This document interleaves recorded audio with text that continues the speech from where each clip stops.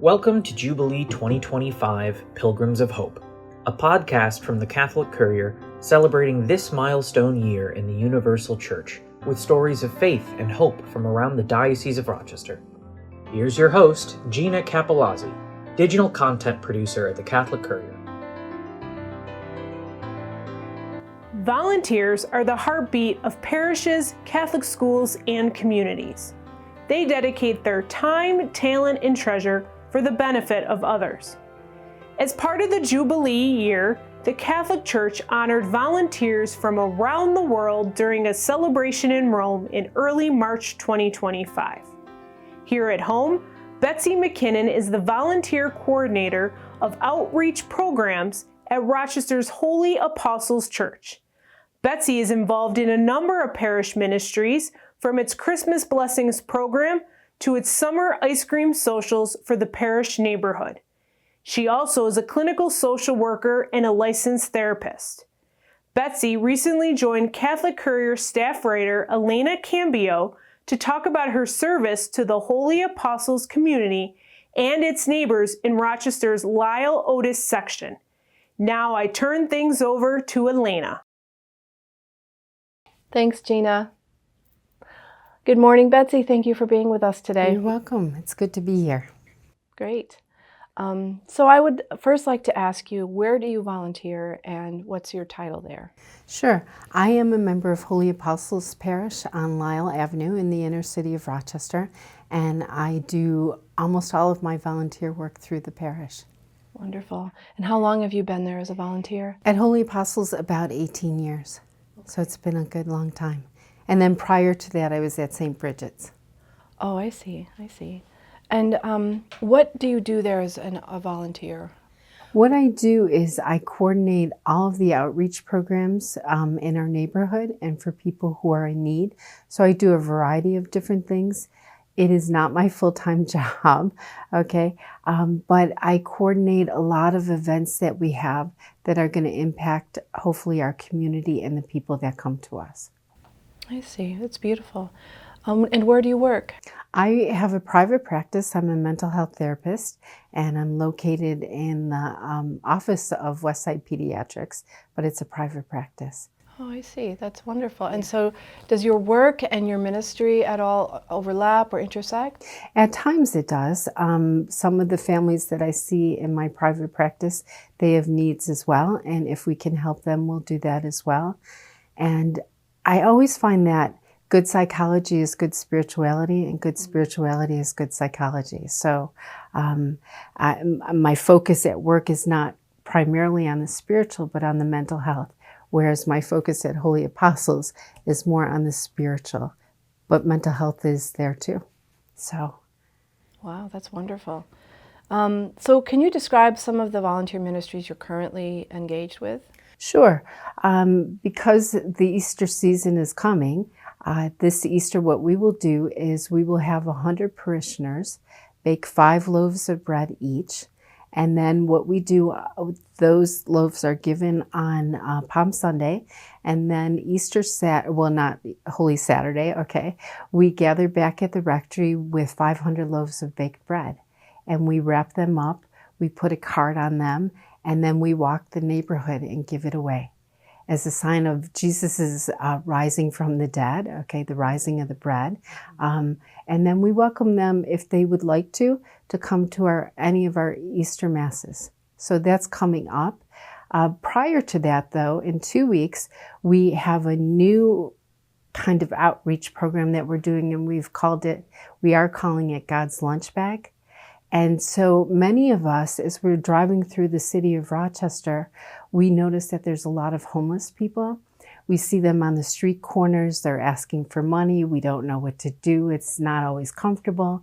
And so we decided that we are going to put together these lunch bags, really plastic bags, with some things like a pair of socks, a toothbrush and toothpaste, Kleenex, wipes, Band-Aids, and then food. Trail mix, granola bars, water, and a few other things. And as we come across people who want to accept this, then we'll give it to them. So Not this weekend, but the following weekend, we will make up those bags after every Mass. And then the following weekend, Father Tony will bless them, and then people will be invited to take them and to share them with others. So those two things are coming up. In the summer, we have what we call ice cream socials, where we flyer the neighborhood and invite everyone for ice cream. Because in our neighborhood, neighbors aren't the same as like in my neighborhood. They have difficulty saying hello to each other. They're not sure who they can trust, and kids need a place to play. So we buy tons of ice cream. People can have as much ice cream as they want. We have all kinds of toys and things like that for the kids to do. And we do that the week that school is ending, and then we do it again the beginning of August. At the same time, we have what we call the MOPS, the Missionaries of Peace. And usually on Thursday evenings, it's a group of volunteers from our parish. We go out into the neighborhood. We just walk the neighborhood in groups of 2 or 3. And we just simply ask people as we meet them, do they have any need for prayer? And they let us know. We stop with them right then and there. We pray, we tell them about our church, and then we continue. So those things happen in the summer.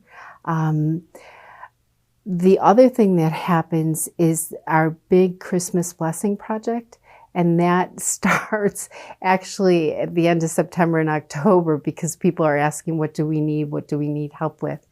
And we do that the week before Christmas. We set up on a Sunday, and people call us and they register, they get a time that they can come, and we set up our church like a great big department store like Target, okay? And people come at their assigned times, and they are given a personal shopper, and they go up and down the aisles of the church, picking out the gifts that they think that their children would like. So they have total control of what they're giving their kids. And then from there, they go up to the front of the church where we have tables set up with volunteers who will wrap everything, who will help to wrap everything. Following that, when they leave, we have rides for them, but they go to the back door of the rectory and they receive a very large food basket because the kids are out of school last year for 2 weeks. And so food is going to be a little bit short. So we try to make those food baskets significant. So that's our Christmas blessing project. Let's see, what else do we have?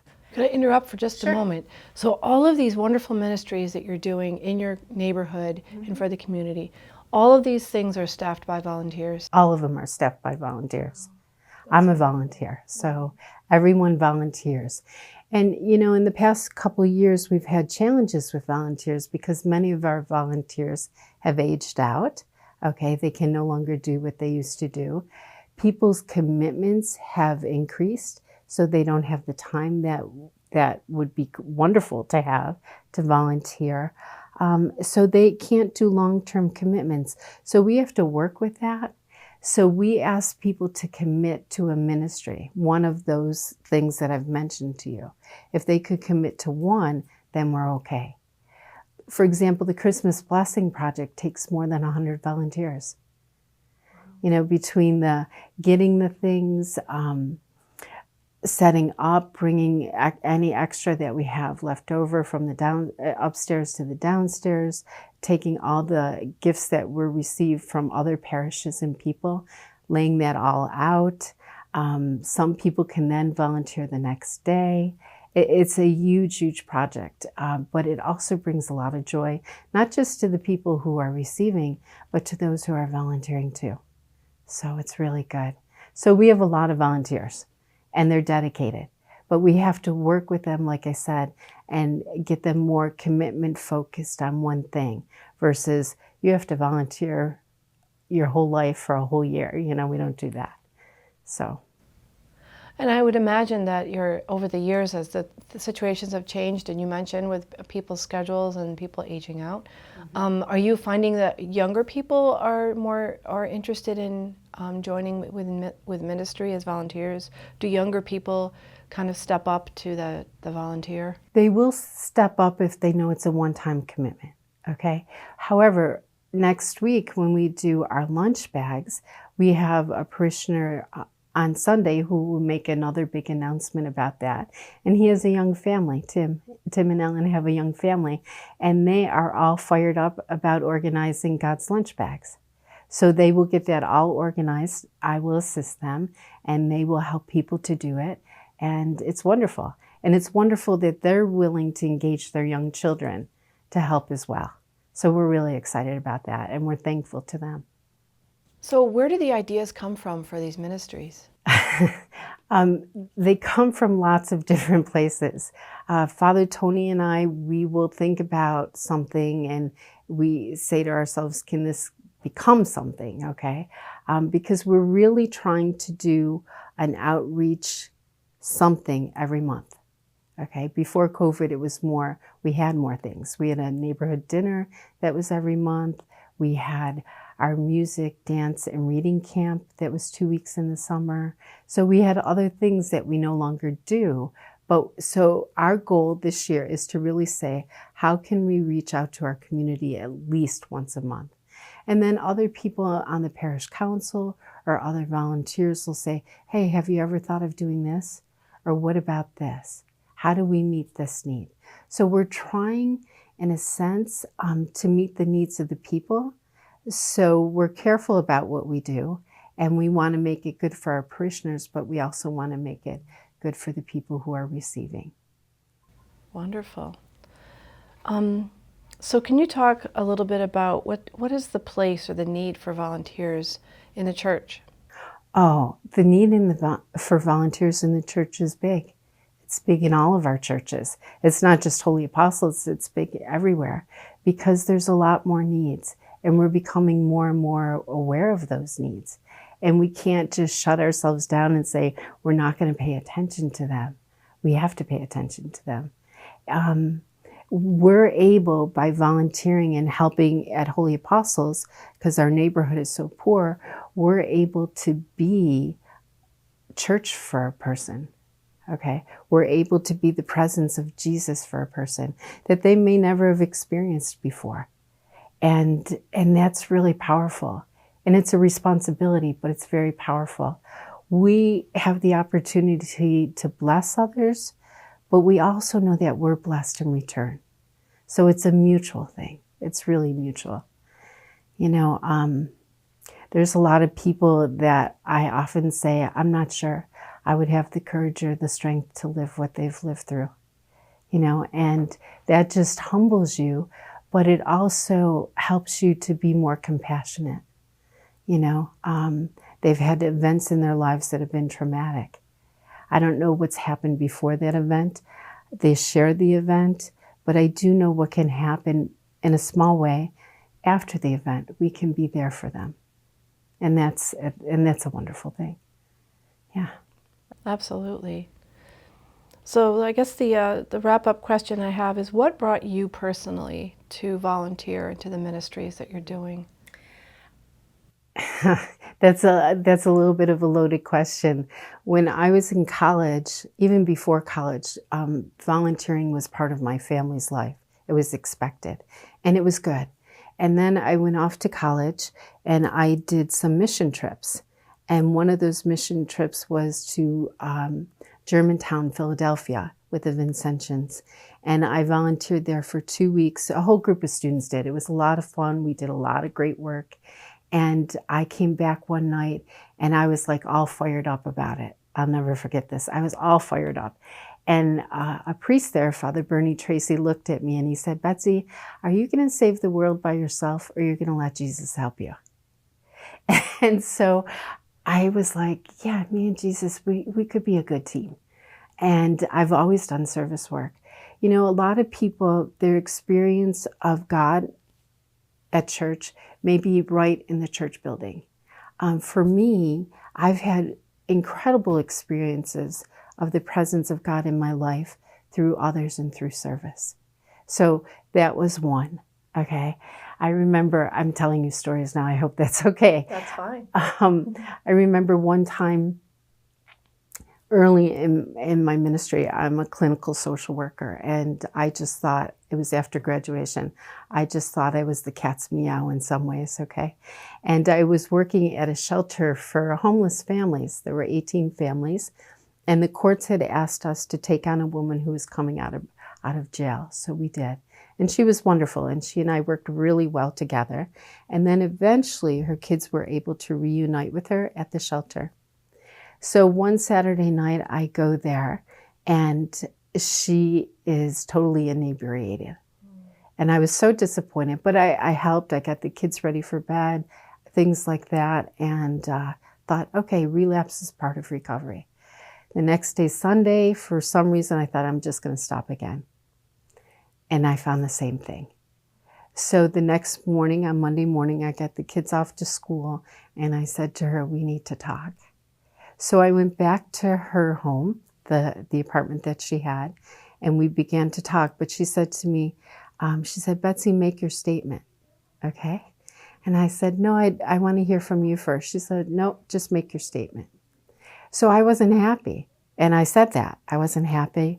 I had trust in her. I thought that she would be wonderful with her family again, and what's happening, and I'm confused. And I just went on, okay? She invited me to make my statement. I certainly made it. At the end of it, she looked at me and she says, you have to remember one thing. And I said, what's that? She said, you have to love me if you want to get to heaven. So I've had people in my life like that, in ministering and doing volunteer work, that humble me and that bless my life by the messages that they give to me. You know, I think of another person, she was in a shelter as well. She got her own apartment. She had a number of children. I had a Girl Scout troop. Some of her kids were in my Girl Scout troop. And I went one night just to visit her. I really enjoyed her. We had a wonderful relationship. And she's sitting out on a step of her apartment, which was adequate, wasn't great, wasn't in the best neighborhood. And we're sitting there, and she says to me, Betsy, I have 7 children from 7 different men, and I still don't know what love is. So all the time, for me, my experience of being a volunteer is meeting Christ in different ways. And then in those ways, people are calling me to be Christ. And so it has always been a major part of my life. I can't imagine not doing it. I really can't. And I'm very fortunate because Holy Apostles, we have a pastor there who is wonderful, who really, really cares for the poor himself and urges and encourages that. And we can be creative. You know, when you're poor, you make a lot out of what you have. And that's what we try to do. And I'm blessed. So.